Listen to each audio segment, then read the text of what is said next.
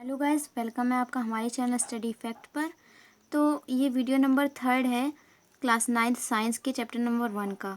सो देखते हैं what we are going to learn today. तो टॉपिक्स हमारी, क्या पदार्थ अपनी अवस्था को बदल सकता है, can matter change its state. और सेकंड टॉपिक है पदार्थ का अंतर रूपांतरण, मतलब इंटर एक्सचेंज ऑफ मैटर। तो टॉपिक है क्या पदार्थ अपनी अवस्था को बदल सकता है, can matter change it state. तो बात करेंगे एक एग्जाम्पल लेकर इस चीज़ की। जैसे हमने एग्जाम्पल लिया जल का। तो जल जब ठोस में होता है तो हम देखते हैं वो बर्फ के रूप में होता है, और जब वो द्रव के रूप में होता है तो वो जल होता है।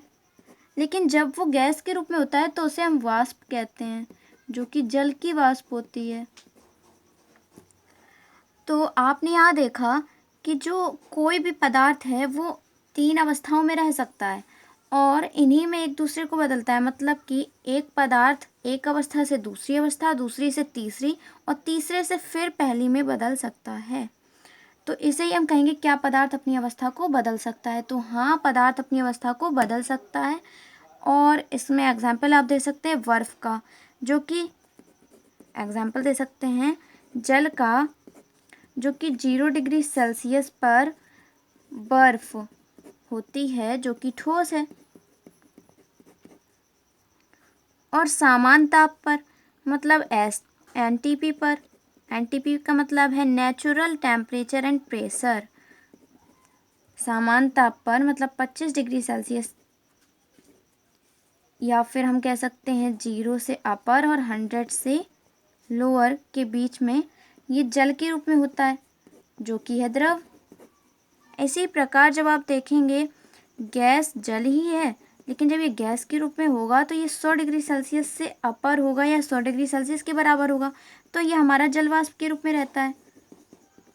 तो यहाँ आपने देखा कि एक पदार्थ 3 अवस्थाओं में रह सकता है।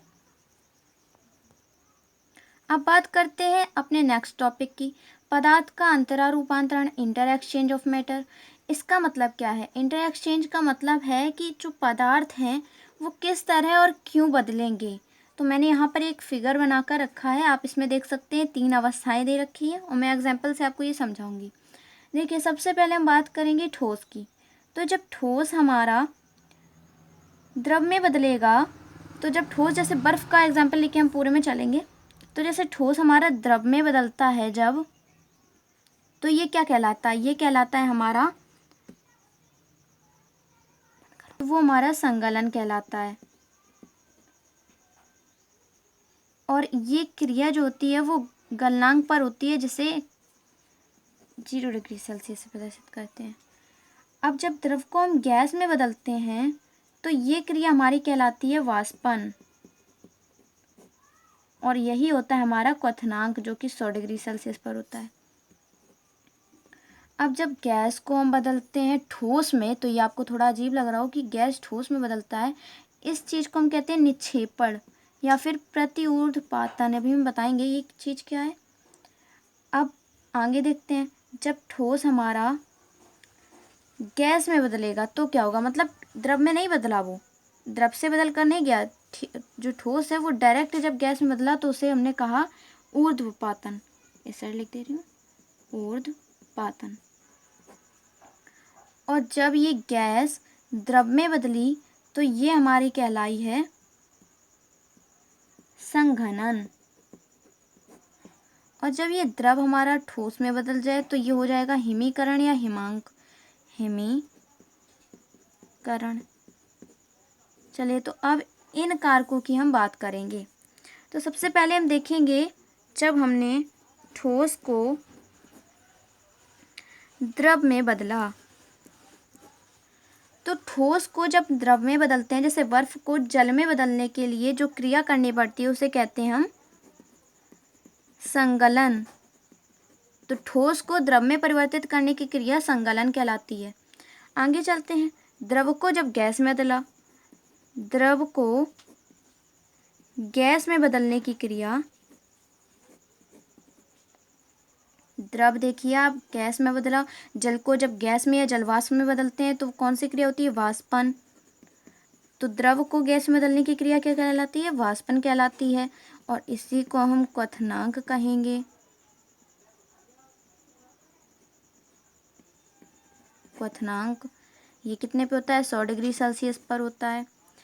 अब जब गैस को हमने ठोस में बदला, गैस को ठोस में बदला, तो गैस को ठोस में बदलने पर आपने गौर किया कि द्रव जो पद होता है, ऐसा पद होता है ठोस, द्रव, गैस। तो आपने देखा ये तो द्रव में परिवर्तित हुआ ही नहीं, ये गैस जो है डायरेक्ट हमारा ठोस में परिवर्तित हुआ है। तो इस क्रिया को हम लोग कहते हैं निक्षेपण। तो गैस का ठोस में परिवर्तित होने की क्रिया क्या कहलाएगी? निक्षेपण। इसी को हम कह सकते हैं प्रति ऊर्ध्वपातन, मतलब ऊर्ध्वपातन का उल्टा।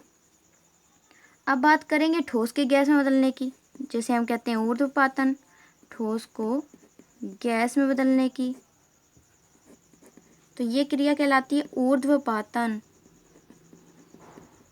ऊर्ध्वपातन का मतलब मैं बताऊं, ये बहुत इंपॉर्टेंट टॉपिक है कि जब कोई ठोस द्रव अवस्था में बदले बिना, ठोस द्रव में नहीं बदलकर डायरेक्ट जब गैस में परिवर्तित हो जाता है, तो इस क्रिया को कहते हैं ऊर्ध्वपातन। इसका एग्जाम्पल लेते हैं। ऐसे कौन से पदार्थ हैं जो द्रव में न बदले डायरेक्ट गैस में बदल जाए? जैसे कि नौसादर, आपको एग्जाम्पल भी याद रखने होंगे। नौसादर, कपूर,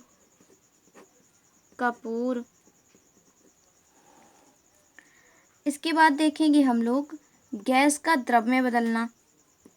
गैस का द्रव में बदलना, तो जब हमारी गैस जो है द्रव में बदलेगी तो ये जो ये जो वाष्पन है इसका उल्टा होगा। वाष्पन का उल्टा संघनन। जब जो गैस है वो द्रव में बदल जाए तो वो संघनन कहलाती है। तो गैस अवस्था का द्रव अवस्था में परिवर्तित होने की क्रिया कहलाएगी संघनन। अब नेक्स्ट टॉपिक पे आते हैं। द्रव को जब ठोस में बदलेंगे तब क्या होगा? द्रव को मतलब जल को जब बर्फ में परिवर्तित किया जाएगा ठोस में, तो ये क्रिया क्या कहलाएगी? ये कहलाएगी हिमीकरण, मतलब जमना, हिमीकरण। तो द्रव का ठोस अवस्था में परिवर्तन क्या कहलाता है? हिमीकरण। तो यहाँ आप समझ चुके हैं सारे परिवर्तन, इंटरएक्सचेंज कैसे हो रहा है एक स्टेट से दूसरे स्टेट में मैटर का, वो आप समझ लिया है आपने। और ये चेंज करते क्यों, ये भी आपने समझ लिया है। तो आज का बस इतना ही टॉपिक था, हमें सीखना था। ठीक है, तो अगर आपको ये वीडियो पसंद आई तो लाइक शेयर एंड सब्सक्राइब कर देना मेरे चैनल को। यही अब हम अपना नेक्स्ट पार्ट अगली वीडियो में डालेंगे।